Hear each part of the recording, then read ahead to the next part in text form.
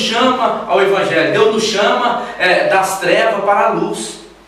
Nós encontrávamos em trevas, nós estávamos perdidos no mundo. Adão pecou, então essa descendência adâmica passou para todos os seres humanos. Então todos precisam do Evangelho.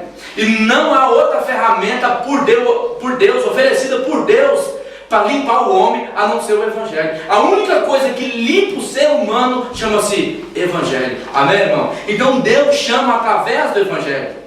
Deus chama através do Evangelho. Então, qual é o entendimento que nós temos que ter desse chamado? Que todas as pessoas estão em pecado. Pode ser uma criança no ventre, ela está em pecado, ela nasce em corrupção. Ela nasce em corrupção porque a nossa descendência é uma descendência caída. A nossa descendência está fazendo a vontade do inimigo e não de Deus. Então por isso nós precisamos renascer de novo. Aí o que Deus vai fazer? Deus usa a ferramenta chamada Evangelho. Então como que funciona?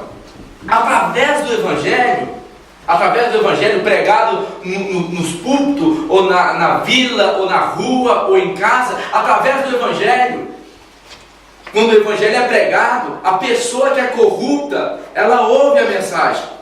Aí que entra a regeneração. Quando a pessoa ouve a mensagem do Evangelho, o Espírito Santo começa a trabalhar no ser dessa pessoa, começa a mudar, começa a mostrar para essa pessoa que ela precisa urgentemente de uma regeneração, de uma mudança de vida rápida, que da maneira que ela está, ela não entra no reino de Deus, que Deus rejeita. Que vai dizer Romanos 3, 23, todos pecaram e destituídos estão da glória de Deus. É como se a porteira do inferno abrisse e Deus falasse assim, enfia todo mundo no inferno.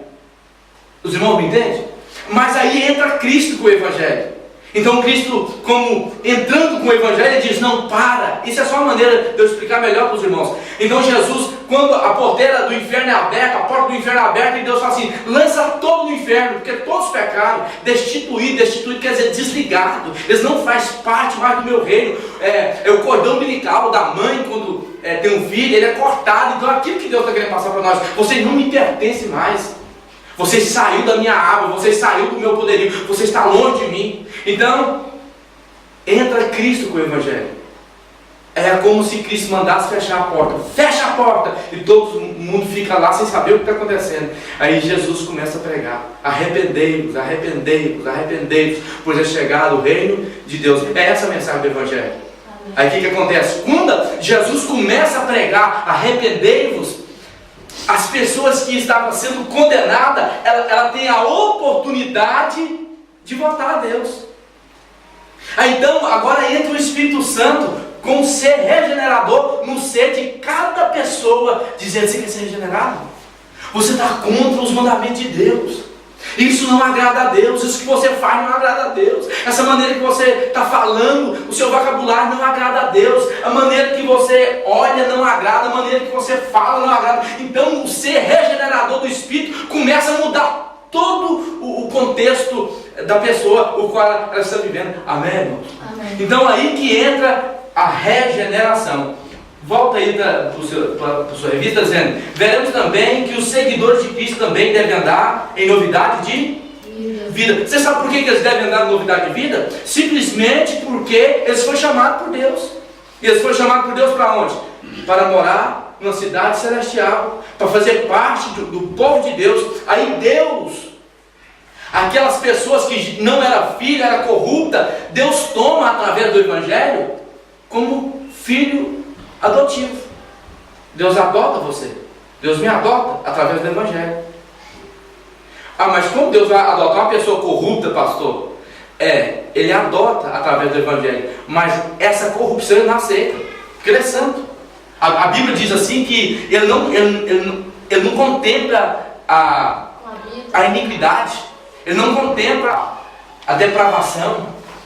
Ele não habita na escuridão, Deus é luz, vai dizer João. Então, o que ele faz?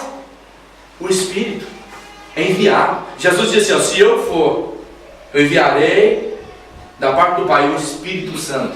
E esse Espírito, ele diz, esse Espírito vai testificar de mim, da minha própria pessoa. Os irmãos estão me entendendo?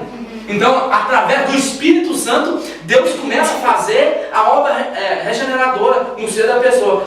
Deus chega para Nicodemos, um príncipe do fariseu, e diz assim, ó, necessário vos é nascer de novo.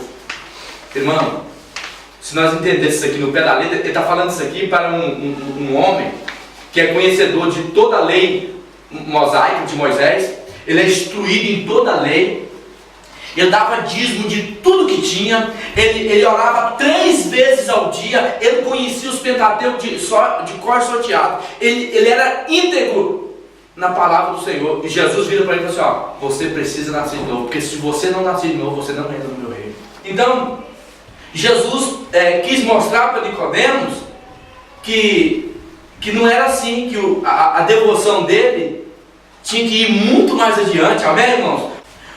Voltando aí para a sua entrevista, dizendo, o grande erudito Nicodemos foi a Jesus para instruir-se. Jesus aplica a importância do novo nascimento espiritual, manifestando que não entraremos no reino de Deus por ser bons, mas sim por experimentar esse novo nascimento. Amém? Eu faço muitas obras, pastor. Eu ajudo pessoas aí. Eu até dou dinheiro. E daí? Eu também era uma pessoa boa. Amém, irmão? É necessário o cristão fazer boas obras, mas as boas obras não tiram a corrupção da nossa vida.